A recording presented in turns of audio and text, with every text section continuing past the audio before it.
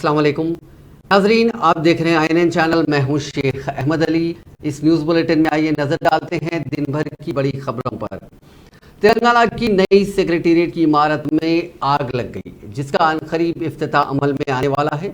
इमारत की पहली मंजिल पर आग लगने का वाकया जुमेरात की देर रात पेश आया और छत पर धुआं फैल गया। सरकारी ज़राए ने इस वाक़े में किसी के जख्मी होने की तस्दीक नहीं की।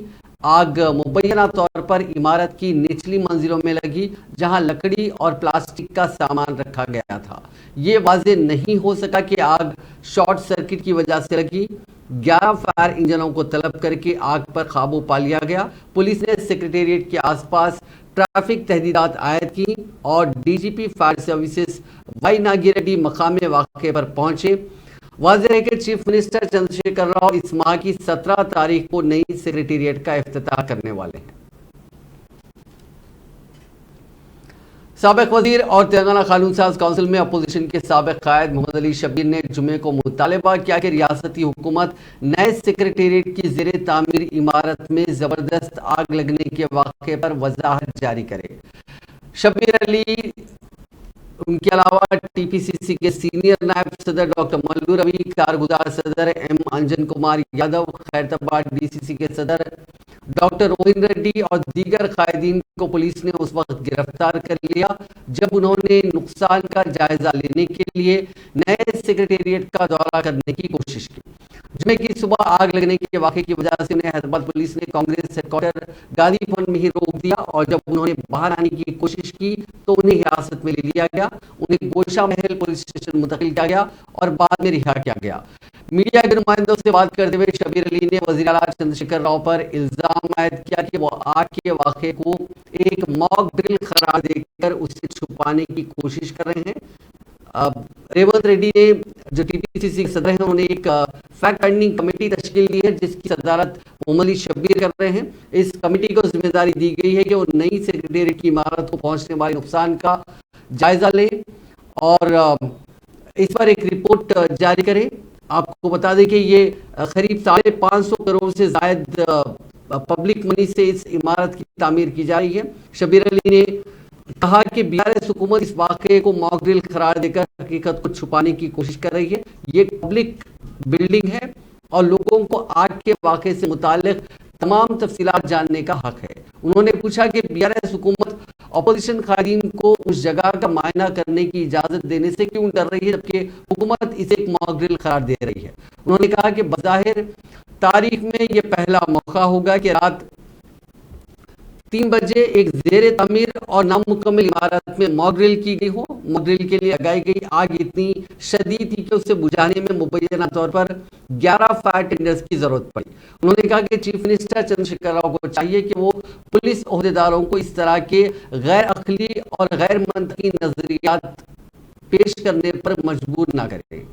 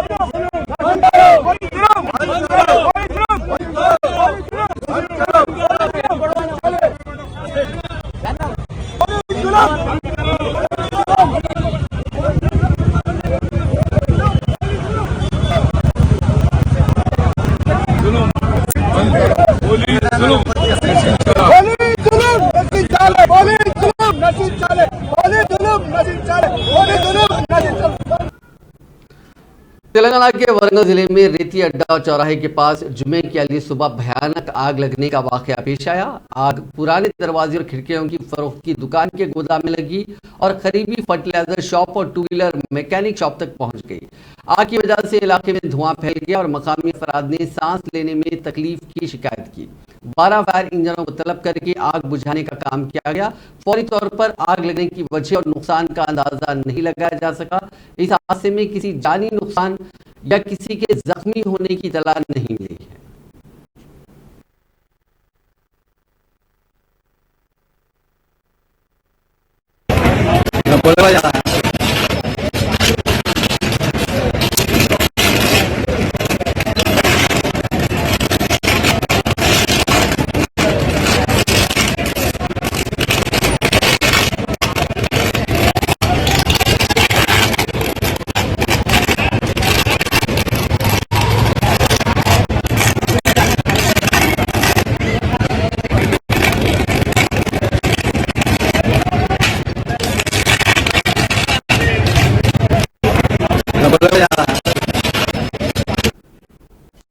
तेलंगाना एसपीडीसीएल ने 1601 जायदादों पर तकर्रुरात के लिए नोटिफिकेशन जारी किया है, जिनमें 48 जायदादें असिस्टेंट इंजीनियर इलेक्ट्रिकल की हैं, 1553 जायदादें जूनियर लाइनमैन की हैं।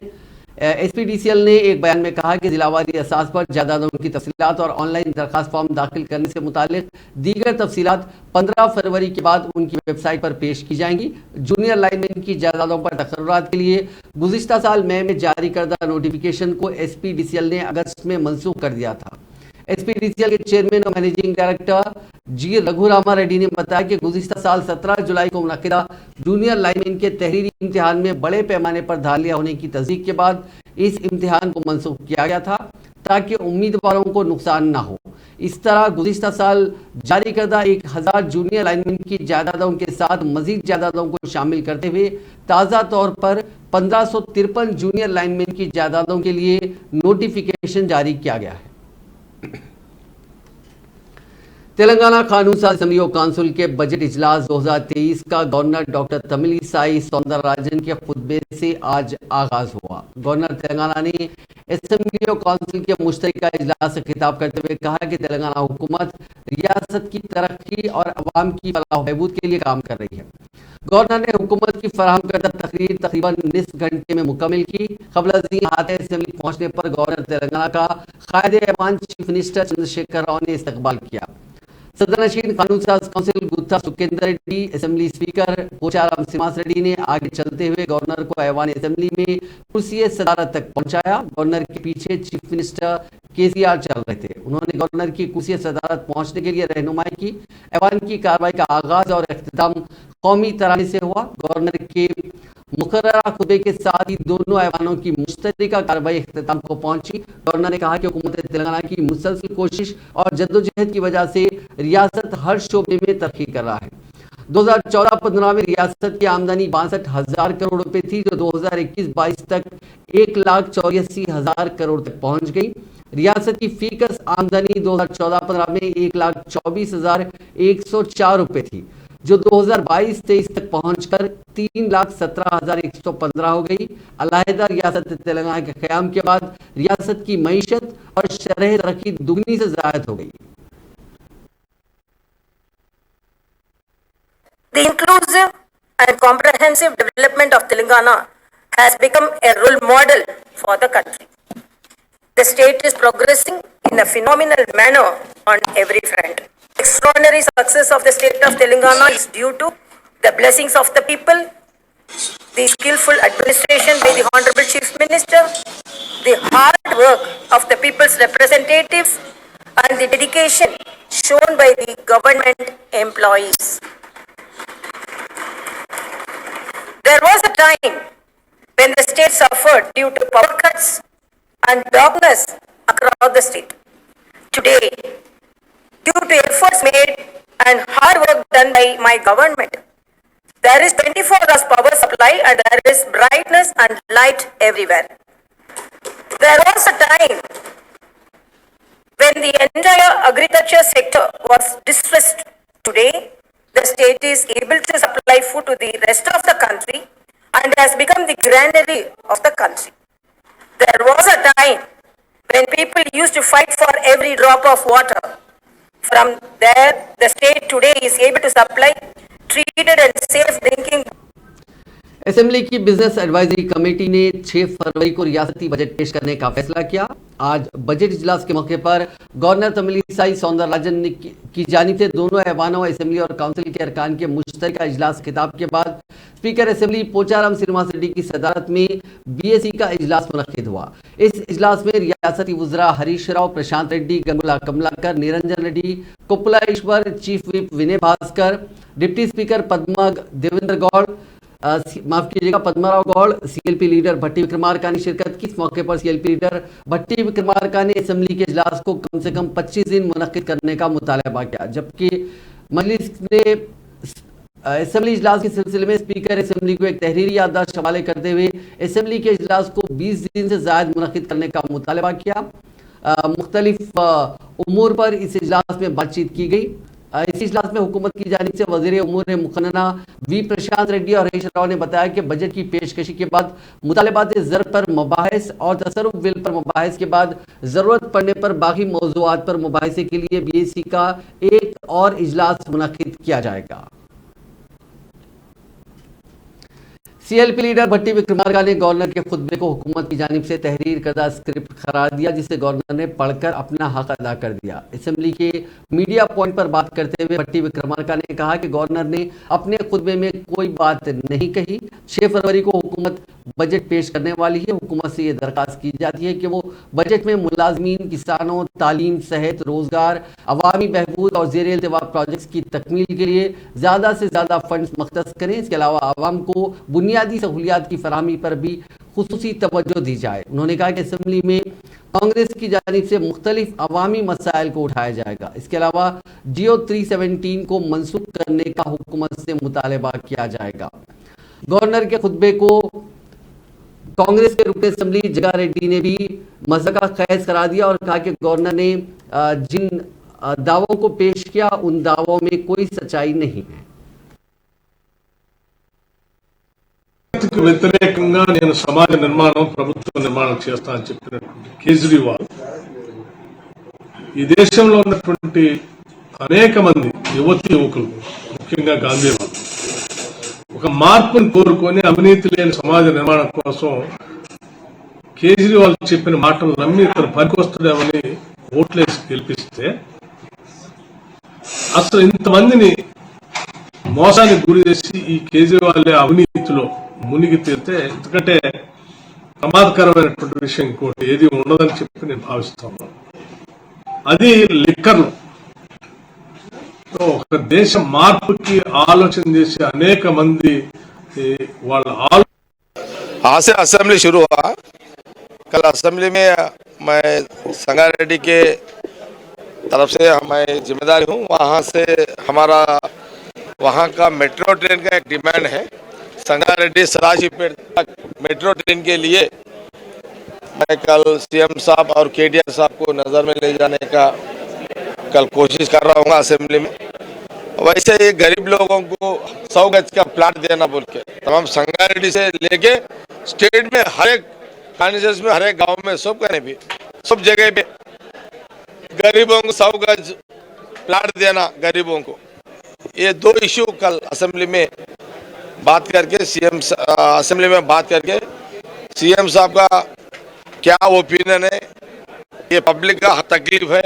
मेरा मेट्रो ट्रेन संगा रेड्डी सराजीपेट तक, संगा रेड्डी से लेकर सारे तमाम स्टेट में जितने भी गांव टाउनशिप हैं वहाँ पूरे प्लाटों के लिए, गरीबों के लिए कल असेंबली में बात करना।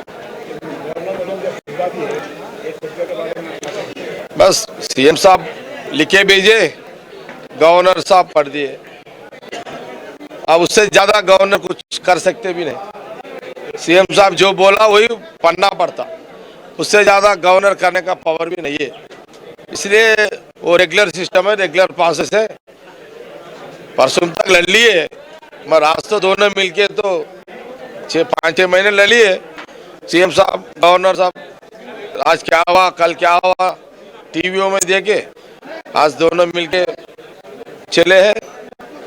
उनका जो बात करने का है वो जो बात करो बोले वो बात गवर्नर जी बात कर दिए, बस उसका फिर कल तक कई को ले लिए, वो क्या कई को ले लिया, आज कई को मिल लिया कि अब पब्लिक सोच लेना पड़ता।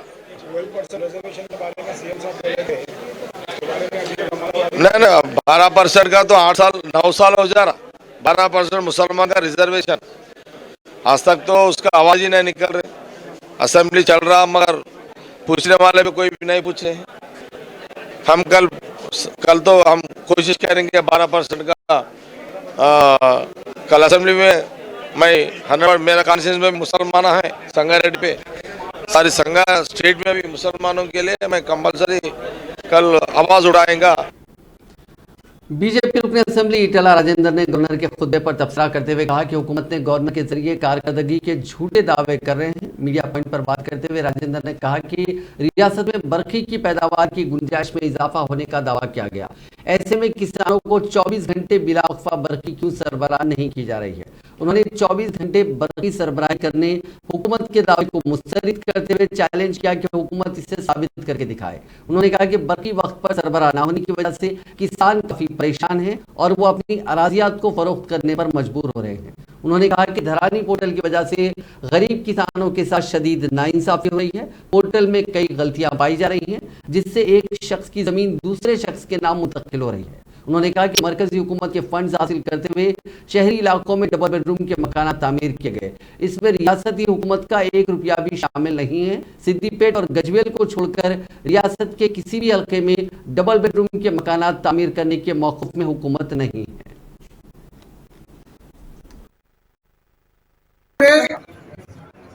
భూప్రక్షాళన చేయాలని ధరణి లాంటి పథకం తెచ్చి ఇవాళ ల్యాండ్స్ కనుక రికార్డ్స్ క్లియర్గా ఉంటే జీడీపీలో 2% 3% గ్రోత్ ఉంటుందని చెప్పినట్టు ముఖ్యమంత్రి గారు ఇవాళ అంత గొప్పగా ఓపెన్ చేసిన ముఖ్యమంత్రి గారు ఇవాళ ధరణి ప్రస్తావన చేయలేదు. అంటే ఆ ధరణి ప్రస్తావన చేయడానికి దాదాపు 20 లక్షల మంది ఫార్మర్లు 20 లక్షల మంది ఫార్మర్లు వాళ్ళ సర్వే నెంబర్లు తప్పాయి, వాళ్ళ ఎక్స్టెంట్ తప్పాయి, ఒకరి భూమి ఇంకొకరికి రాయబడి వాళ్ళకు రావాల్సినటువంటి రైతు బంధు కూడా రాక వాళ్ళ అవసరాల కోసం ఇవాళ భూములు అమ్ముకున్నా కూడా వాళ్ళ చేతిలో కాగితాలు లేక। मजलिस के फ्लोर लीडर अकबरुद्दीन अवैसी ने स्पीकर असेंबली पोचाराम श्रीनिवास रेड्डी से नुमाइंदगी की कि तेलंगाना असेंबली का बजट इजलास जो आज शुरू हुआ है उसे कम से कम 20 दिन से ज़्यादा मुनक्किद किया जाए। अकबरुद्दीन अवैसी ने स्पीकर असेंबली से कहा कि MIM की जानिब से वो दरख्वास्त करते हैं कि मुख्तलिफ मौज़ूआत पर मुख्तसर मबाहिस मुनक्किद किए जाए, जिसमें अक़लियती बहबूद, पुराना शहर हैदराबाद में तरक्याती सरगर्मियाँ, 12% मुस्लिम तहफ़्फ़ुज़ात जिसका हुकूमत ने वादा किया था उस पर अमलावरी और फिलहाल दस्तियाब 4% मुस्लिम तहफ़्फ़ुज़ात का सुप्रीम कोर्ट में दिफा, रियासत में वक्फ अराजियात का तहफ़्फ़ुज़, SC, ST, BC अक़लियतों और माशी पसमानदा तबक़ात के लिए स्कॉलरशिप, रियासत में उर्दू को दूसरी सरकारी ज़बान का दर्जा देने, अमलावरी, तमाम मुलाजिमतों की फराहमी के इम्तिहानात में उर्दू की शमूलियत, रियासत में सेहत और तिब की सूरत हाल और उस्मानिया दवाखाने में नए टावर्स की तामीर, मरकजी वजारत जल शक्ति के जारी करदा गेजेट नोटिफिकेशन पर अमलावरी और दीगर प्रोजेक्ट्स पर बहस की जाए। तेलंगाना कानून साज असेंबली के बजट इजलास का आज गवर्नर के खुतबे के साथ आगाज हुआ। गवर्नर के खुतबे से कबल ऐवान असेंबली में दिलचस्प वाकया देखने को मिला, जहां वजीर बल्दी नज़्म नस्ब KT रामाराव ने बीजेपी के अरकान असेंबली ईटला राजेंद्र, रघुनंदन राव और राजा सिंह से मुलाकात करते हुए उनके साथ मुख्तलिफ उमूर पर बातचीत की। बताया गया कि वजीर तारक रामाराव ने राजेंद्र से दरियाफ्त किया कि हालिया दिनों उनके हल्के इंतखाब हुजूराबाद में मुनक्किदा सरकारी प्रोग्राम में वो क्यों शरीक नहीं हुए। इसके जवाब में राजेंद्र ने वजीर मौसूफ से कहा कि उन्हें दावतनामा ही मौसूल नहीं हुआ, अगर मिलता तो वो जरूर आते। इस मौके पर राजेंद्र ने KTR से कहा कि हुकूमत की पॉलिसियों को अवाम में ले जाने का जो तरीका है वो मुनासिब नहीं है।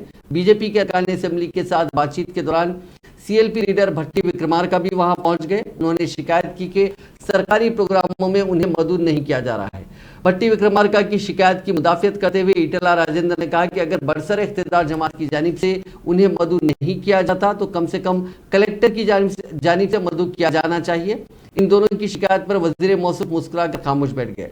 बाद राजा सिंह और KTR के दरमियान भी कुछ देर बातचीत हुई। राजा सिंह जो जाफरानी लिबास पहने हुए थे मुखातिब होते हुए वजीर मौसूफ ने कहा कि उनके शर्ट का रंग आंखों में चुभ रहा है। उन्होंने कहा कि रंग उन्हें पसंद नहीं है, जिस पर राजा सिंह ने अजराए मज़ा जवाब दिया कि फिलवक्त आपको ये रंग पसंद नहीं है, लेकिन मुस्तकबिल में हो सकता है कि आप इस रंग के लिबास को पहनेंगे।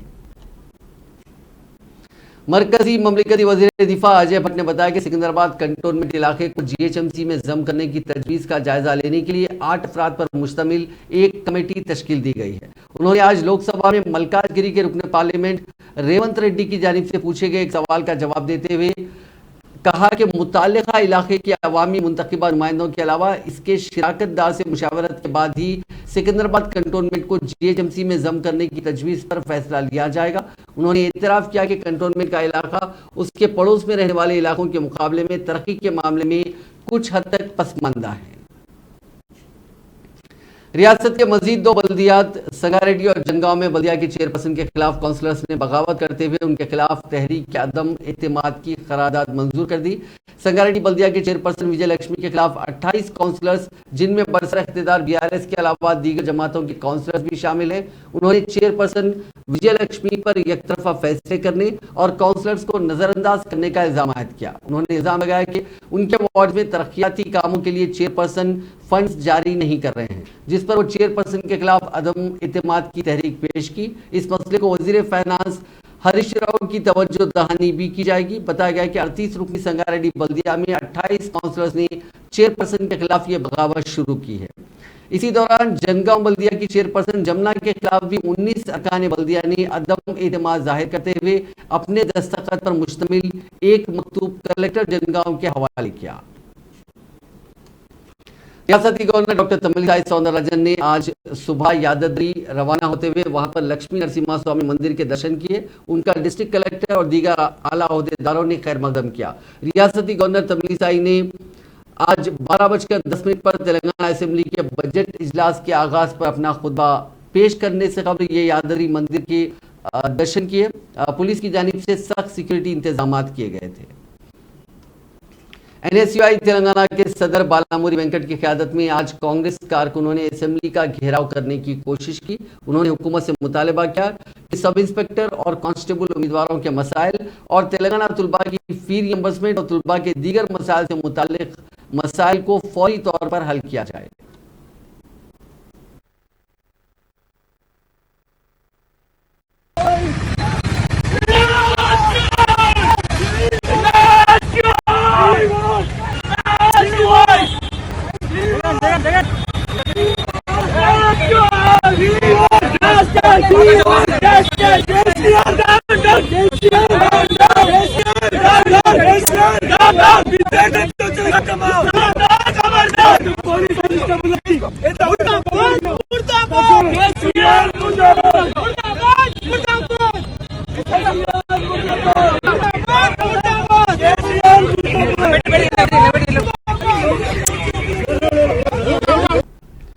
जामे मस्जिद की कमेटी आगापुरा की तरफ से 4 फरवरी 2023 यानी बरोज़ हफ्ता आगापुरा जामा मस्जिद के करीब चौरस्ते पर बाउनवान जान से प्यारा ईमान हमारा अजीमशान पैमाने पर जलसा मुनक्किद होने वाला है। इस जलसे में मौलाना जाफर पाशा, लतीफ़ बाबा, काशिफ पाशा और दूसरे मुकर्रिरीन हिस्सा लेने वाले हैं। इस जलसे में ज़्यादा से ज़्यादा तादाद में शिरकत की मुंतज़मीन ने दरख्वास्त की है।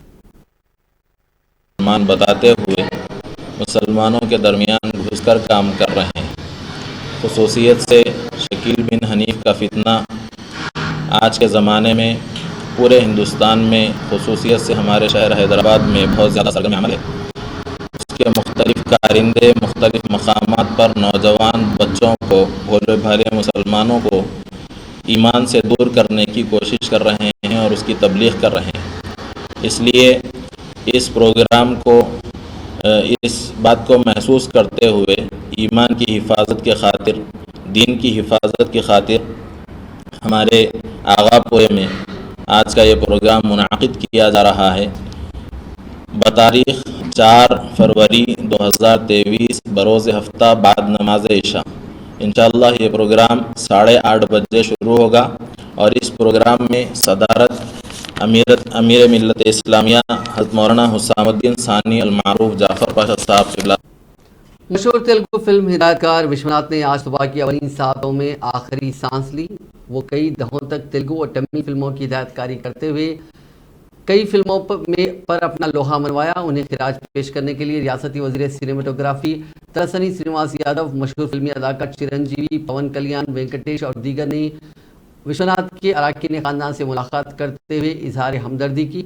रियासती वजीर ने बताया कि उनकी मौत से तेलुगु फिल्मी सनत का बड़ा नुकसान हुआ है।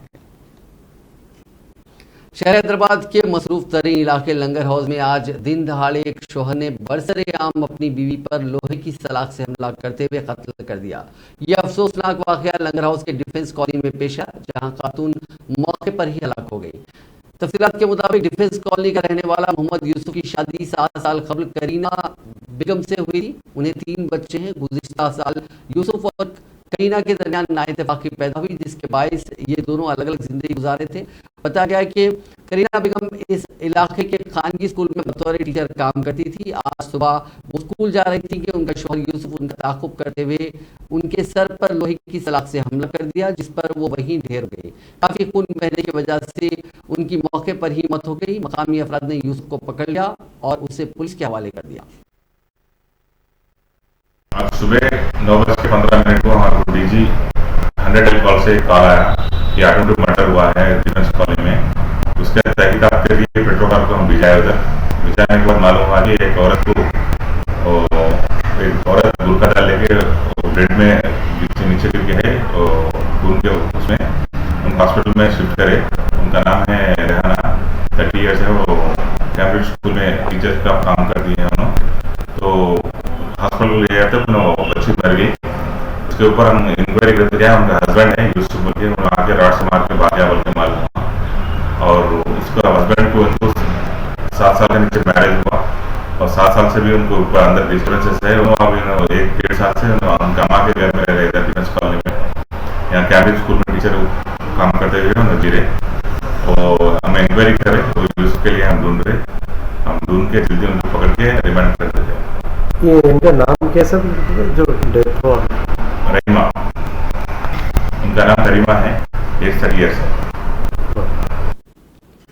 हैदराबाद सिटी पुलिस ने कुलसुमपुरा मर्डर केस में अहम पेशरफ्त की है। आपको याद होगा कि 22 जनवरी को शाम करीब 4 बजे पुराना पुल से गिरकापली जाने वाली रोड के पास जियागुड़े के करीब एक शख्स का जंगम साईनाथ का बीच सड़क पर कत्ल कर दिया गया था। इस कत्ल में उसके साथी ही मुलविस थे, जिनके नाम आकाश, सोनू और साई कुमार यादव बताए गए। पुलिस ने इस मामले को हल कर लिया और पुलिस ने बताया कि पैसों के लेन देन को लेकर उनमें कोई नाइतफाकी हुई थी, जो इस कत्ल की वजह बनी। जनवरी 22 तारीख को कुलसुमपुरा पुलिस स्टेशन जुडिशन में पुराना पुल से अक्कापुर जाने वाले 100 फीट सड़क पर शाम लगभग 4 बजे एक व्यक्ति का मर्डर हुआ। उस समय 3 आदमी इस मर्डर में इन्वॉल्व है बोल के मालूम हुआ। उसका डिसीज का नाम था साईनाथ, वो अंबापेट में रहने वाला है। और ये साईनाथ और एक्यूज में एक आकाश बोल के है। उन्होंने दोनों विवेकवर्धिनी स्कूल में साथ पढ़ी। और 2 आदमी सोनू और साई कुमार दोनों भी साईनाथ से उनको एक्विंटेंस है ये आकाश के द्वारा। एक बार आकाश ने साईनाथ को 1 लाख रुपया का लोन पर दिया। उसके बाद कमिश्नर टास्क फोर्स की साउथ जोन टीम ने शाह इनायतगंज पुलिस के साथ मिलकर एक ऑनलाइन क्रिकेट बेटिंग गैंग का पर्दाफाश किया है और 3 लोगों को गिरफ्तार किया गया। उनके कब्जे से 12,05,000 रुपए नकद, 4 सेलफोन भी जब्त किए गए हैं। जिन्हें गिरफ्तार किया गया उनकी पहचान विकास अग्रवाल, महेंद्र पटेल और राजेंद्र पटेल के तौर पर की गई है। इस केस में 4 मजीद लोग फरार बताए जा रहे हैं। नाजरीन, इस न्यूज बुलेटिन में बस इतना ही। आप देखते रहिए INN चैनल।